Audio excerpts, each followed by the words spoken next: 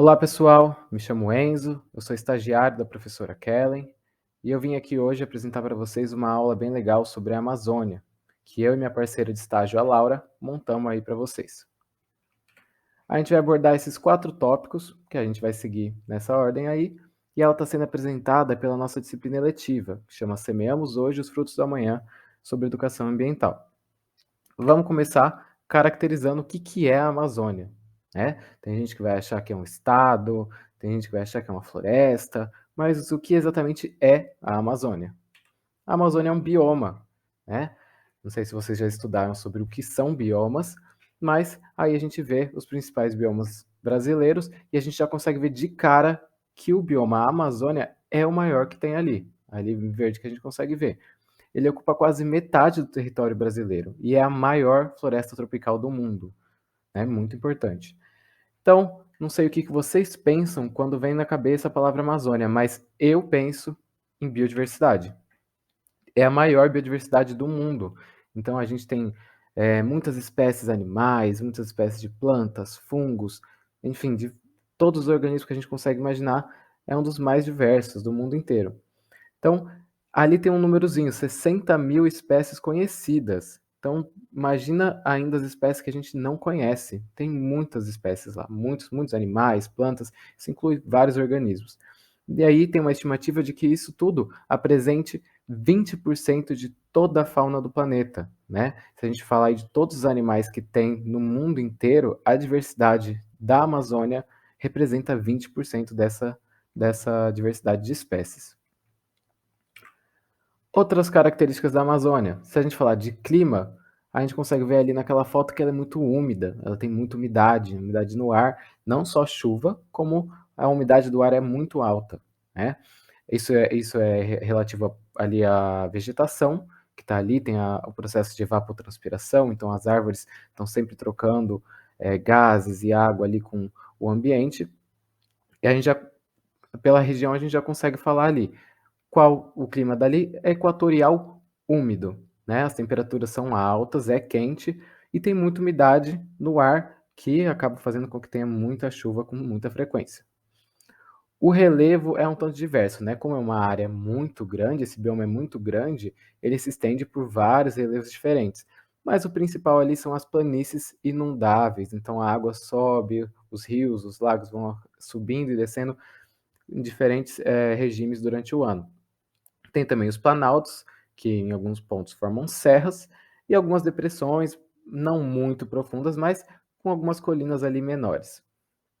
A hidrografia, que é outra coisa característica e muito chamativa na região, a gente fala de primeira da bacia amazônica, que é a maior bacia hidrográfica do mundo também, né. A Amazônia é tudo isso, é a maior biodiversidade, maior floresta tropical e também, contém a maior bacia hidrográfica, então tem grandíssimos rios, né. O rio Amazonas aí, todos os seus afluentes que a gente já deve ter ouvido falar por aí.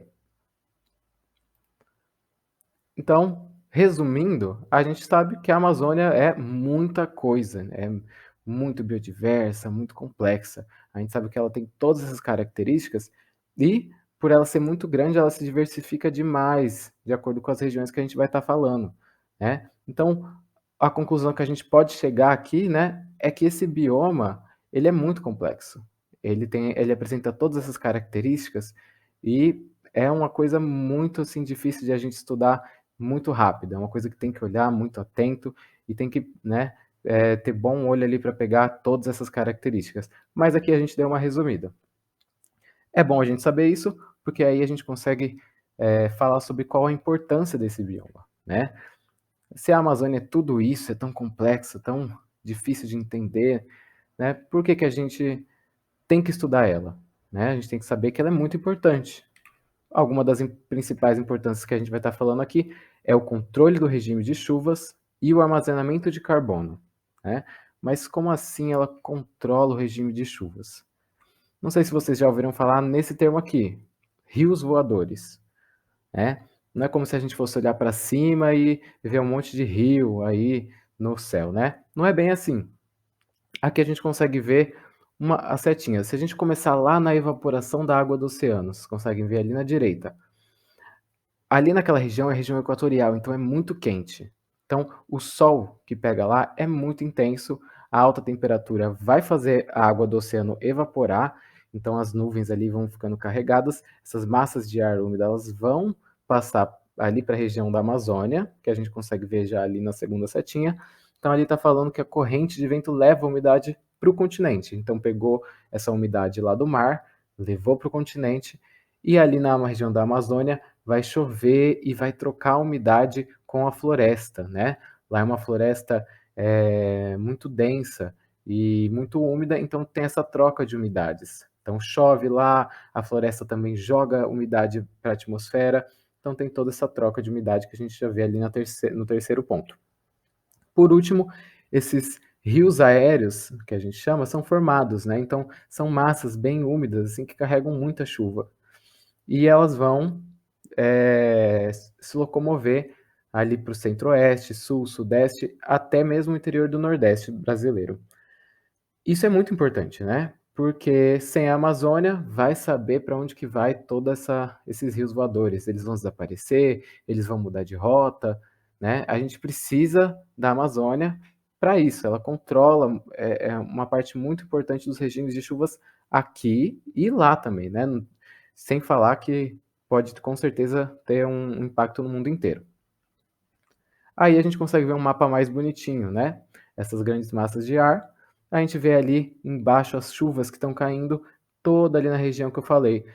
Centro-oeste, sul, sudeste e até ali interior do nordeste.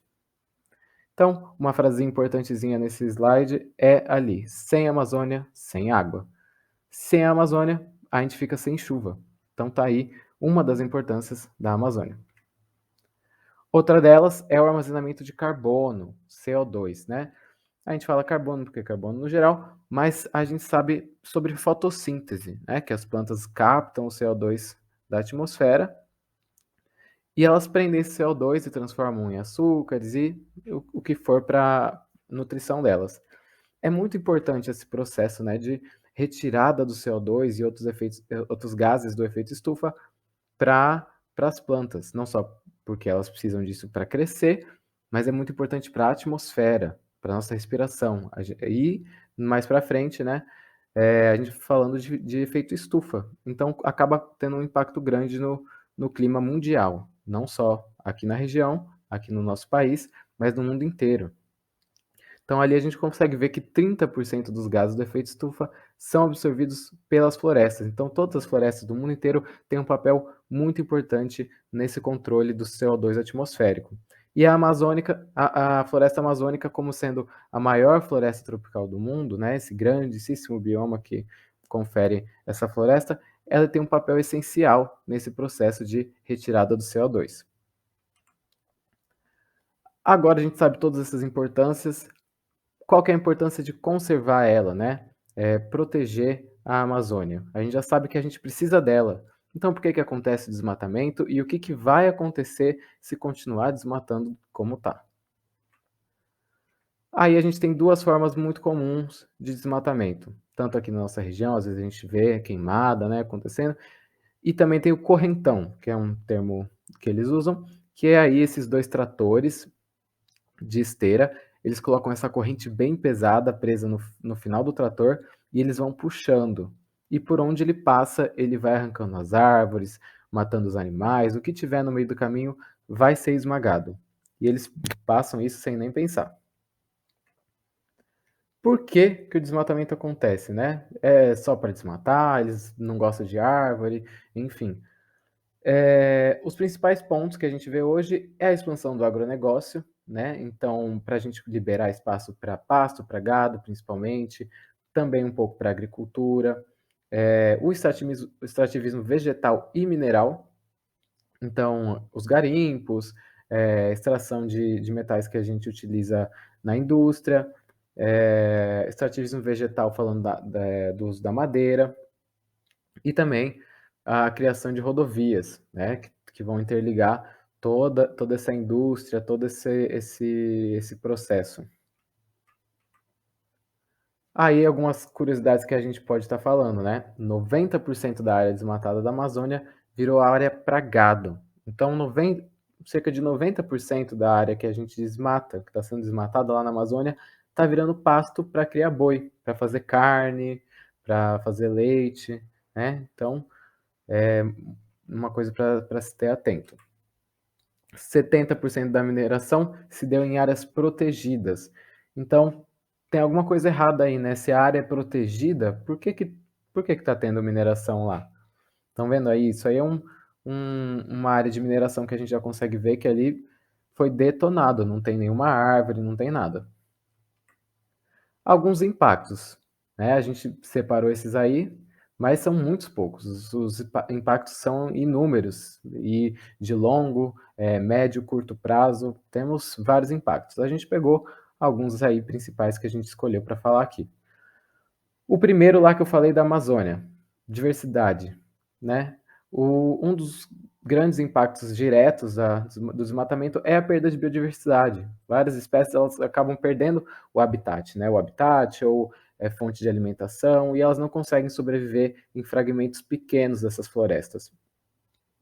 A degradação do habitat, né, então cria rodovia aqui, cria rodovia ali, fragmenta tudo isso e complica muito para a estabilização do ecossistema. A modificação do clima mundial, como eu falei, o as florestas do mundo inteiro, mas a floresta amazônica, o bioma Amazônia, como a maior floresta tropical do mundo, tem um papel essencial ali na troca de CO2, regimes de chuva, umidade do ar. Então tem uma modificação muito grande no clima mundial. E, já falando aí dos rios voadores, uma grande perda do ciclo hidrológico, né, o ciclo da água. Toda a água ali que vai, da planta para a atmosfera, para formar chuva, essas massas úmidas, se movimentam, enfim, a perda das florestas acabam impactando diretamente o ciclo hidrológico, então acaba impactando os regimes de chuva que a gente vai ter aqui, a umidade do ar, né. Então tem vários impactos diretos aí que a gente consegue falar no ambiente. Agora falando de impactos sociais, um impacto direto do desmatamento é que ele vai contaminar a terra e a água, que é utilizada por populações tradicionais para a subsistência. Então, povos indígenas, quilombolas, enfim, todas as populações que utilizam diretamente, desse ambiente para a subsistência, para a sobrevivência. Eles são os primeiros a serem afetados, né.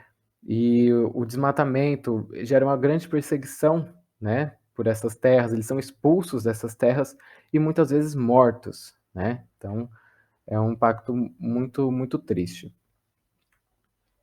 Aí alguns gráficos que a gente consegue ver, né, porque só eu falando aqui, o que que a gente tem para acreditar? Aí a gente traz números, a gente consegue ver aí nos gráficos, se a gente ver ali em 2020, olha como já aumentou. A gente consegue ver ali essa barrinha vermelha aqui em destaque, a gente vê que aumentou muito em comparação a 2019. 2021 também não é uma estimativa muito boa, provavelmente maior do que do ano passado, então o desmatamento está aumentando muito, muito, muito rápido, né. A gente consegue ver que ele só tem aumentado a partir ali de 2012, 2013, 14 em diante, só piorou. E, é um crescimento muito, eh a partir de desmatamento ilegal, né. Então, um exemplo aí de 2019 é que 99% dos desmatamentos do Brasil inteiro, não só na Amazônia, foram, realizados de forma ilegal.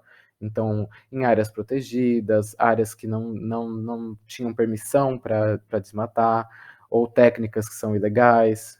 Então, tudo isso foi feito de forma ilegal. Aí a gente chega a pensar, né, e eu com isso? O que que eu tenho a ver com isso?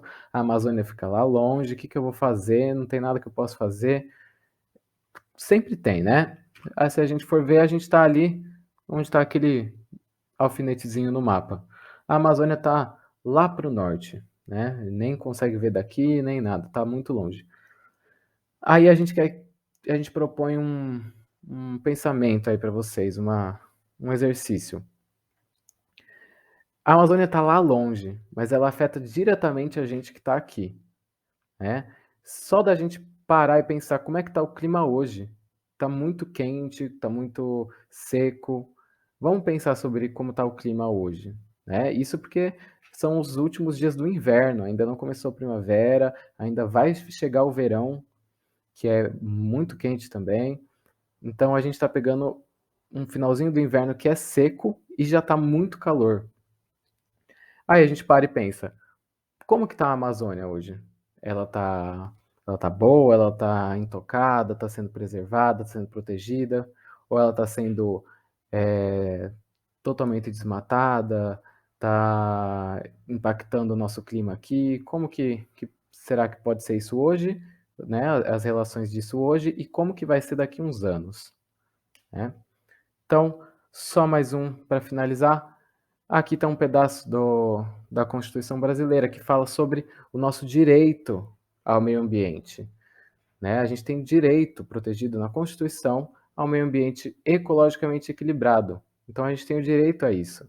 É algo que a gente precisa lutar e clamar como nosso por direito, que é o meio ambiente de qualidade, saudável, que nos proporciona, alimento, água, ar, tudo que a gente precisa para realmente viver, sobreviver.